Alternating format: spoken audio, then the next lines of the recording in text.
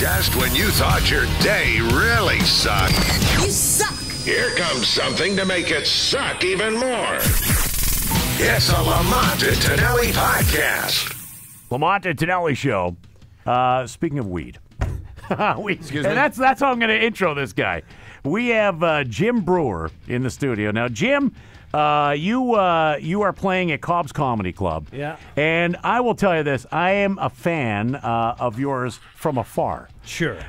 Because, and I don't know if you remember this. right. This goes back to we were working at another radio station in How San many Jose. years ago? Oh, God. 15, 16 years ago. At least, I'm yeah. already Okay. scared. All right. Okay. Very And you were touring the country on a bus with a bunch of knuckleheads. Yes, I remember. Okay, you remember this? Of course, yes. And you came into the studio, and like I said, we were excited. We had Goat Boy coming in. Yes, we did. Wait, I said we got Goat Boy coming in, and we were all amped up. Okay. But when you came in, you could smell weed off of you guys coming out of the bus. Of course. Okay, and we had about 4 or 5 strippers in the studio with a live studio. That was your That studio? Was us! That was us!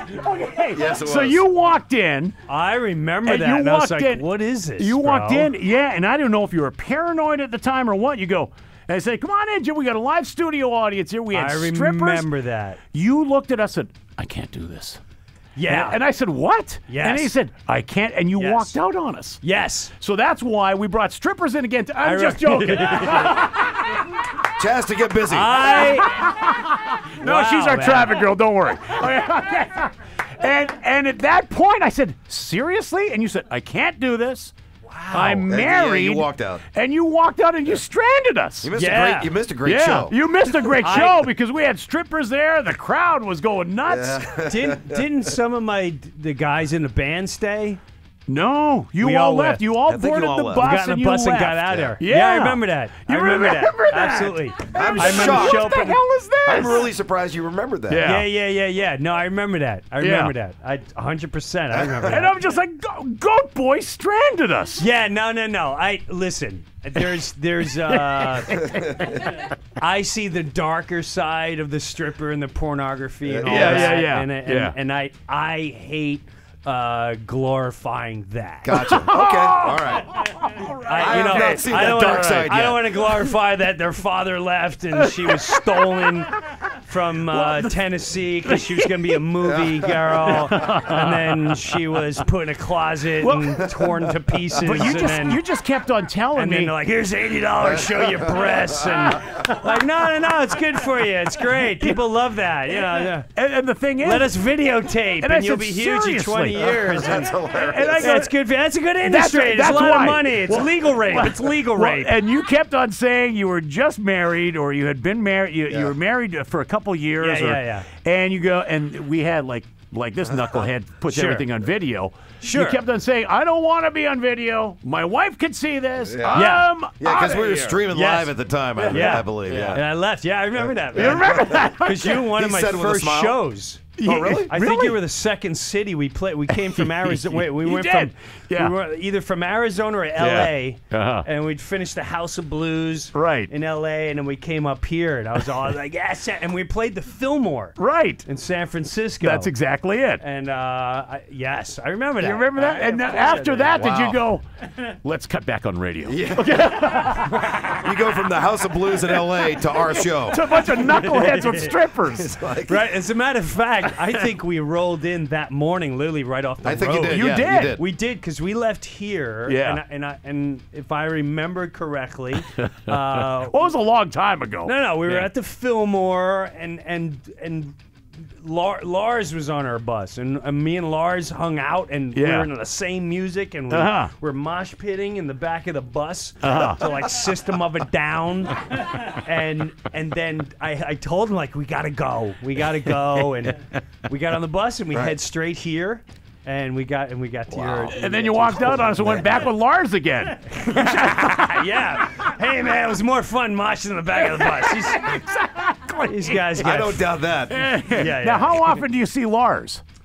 Once in a while, whenever they got shows and stuff. Yeah. So now, is he in town? Is he going to come see you at the Cobb's Comedy Club? I really don't know. So you don't call him up and go, "Hey, Lars, what are you doing?" I've called him in the past. Really? He's a busy guy. Now, when you call Lars, do you call up as Lars? Because you do a great Lars. Because you do a great Lars. I know, but I don't know if he likes that. I don't know if he likes. Yeah, but you're a friend. Yeah. I know. Dude, Yeah. Listen, I don't like when you do that, huh? It's not a... It's just the haws that kind of bother me, That's beautiful. I will say this. He's one of the most intense and smartest and most fascinating guys I've ever just spent time with. Really? Seriously. Yeah. Seriously. I think one night we were hanging out and I was ready to start a revolution. I really was. I remember me and him were talking about whatever, changing the world. He's like, let's do it right here, right now, huh? After watching like a Judas Priest concert, like, yeah, let's go. I'll get a bat. Let's go.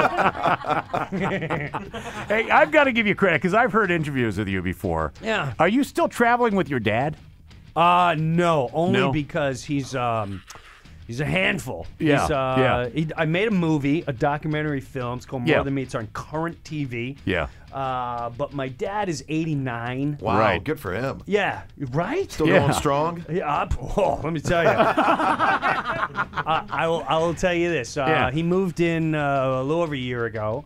He lives with me. We need a nurse to help out because it's like having a 2-year-old child. Right. He's got diapers. Oh, I gotcha. He needs a shower, and I was doing that. But you're taking care of your dad. Yes, but now I have help. Yeah. We have a nurse come in because if I'm on the road, my wife's not getting him out of bed and with 3 kids and cats and this and that. Exactly. So we have help, but I'll tell you a story. Yeah. I think it was a couple months ago, and it's funny and not funny. If it was another guy, it would have been hilarious. The fact that it was my father was a little bizarre. Yeah. Long story short, the nurse at the time was saying, your father, I seen him on the toilet. He's very excited. And I was like, what is that? What, you setting me up to sue me here? Like, and that's what I really thought she was doing. Yeah. Well, 10 minutes later, she goes to check on him. Comes running up. Oh, Mr. Jimmy, your father, he's having stroke. He's dying. Oh, wow. So I go downstairs. Now, when a lot of elderly go in a toilet, that's when they pass. Right. Because a lot of people die on the toilet. Believe it or not, it's a fact. They go on the toilet. Really? Yeah, absolutely. Yeah. It's their last little and Like boom, Elvis. boom. Absolutely. I swear to God, I'm not even trying to be funny. Right. So I figured, all right, now I go there. Smells harsh. So your dad really, for his last one, had a real big growler. He dropped it. He had a growler. I'm having a tough time laughing at this because I know it's your dad. Right, Exactly. Now, he's completely out of his eyes are in the back of his head, and he's having convulsions. And I'm literally now his head is over a candle because we light candles where he goes because he rips the whole floor. I don't know if it's the pipes, his diet, his age. It's horrifying. The perfect storm. He puts his skunks run away. Like, get back! Go back deeper in the woods. It's old man Breuer's dropping on. Let's get out of here. So his head is leaned over the candle and it's burning his hair. So that's when I knew he was out of it. Yeah. So I'm holding his head up and I'm telling him, go the light. Your brothers are waiting for you. It's okay. My wife's like, I called 911. He's dying.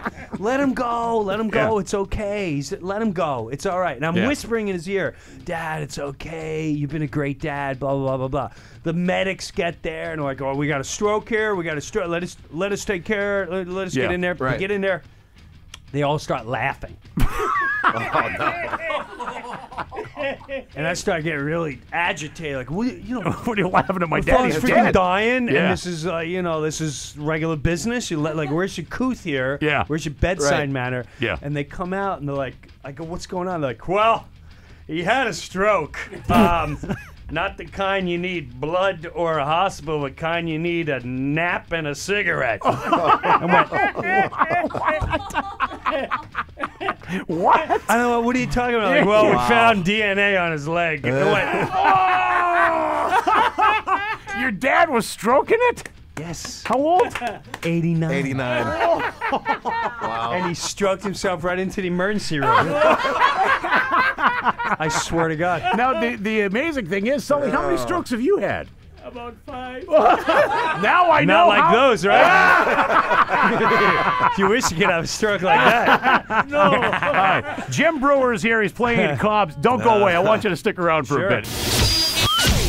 Another fine product from Uranus. That concludes the Lamont and Tonelli podcast. To hear more and everything Lamont and Tonelli, check out the website at lntworld.com.